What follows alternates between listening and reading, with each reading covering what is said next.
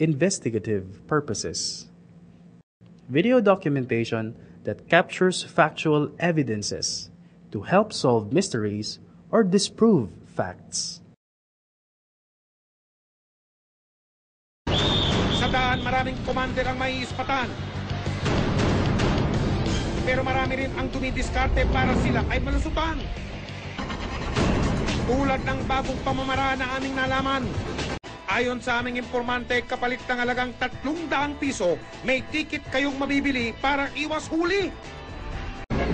Agad naming minanmanan ang itinuturong panulukan ng suhulan. Mga kawani ng Metropolitan Manila Development Authority o MMDA ang aming namataan. Sila ang itinuturong nasa likod ng bentahan. Primera, agad siyang in-entertain ng enforcer na ito.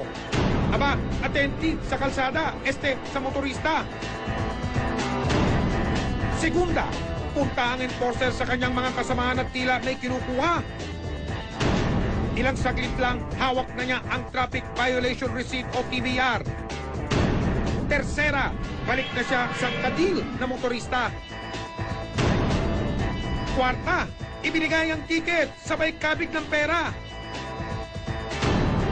Ang quinta, pasimple na uli na parang walang nangyari. Tapos naming matumbok na may mga commander sa daan na pasimuno ng bentahan ng talahib o ticket na panabla sa batas trapiko. Ang next stop namin sa tanggapan na ng Maverick ng Criminal Investigation and Detection Group o CIDG. Maya-maya pa sa isang kainan may lumapit na enforcer sa police asset. Ilang saglit lang, dumating na rin ang dalawa pa niyang kasamahan. Stop, look, and listen muna. Maya-maya, iniabot na ang ticket sa police asset. Pagkabigay ng marked money, umarangkada na ang mga operatiba ng CIDG. Para sa convenience din ng mga driver at saka para maiwasan natin yung ganitong klase. Kamukha nga nung non-confiscation of license.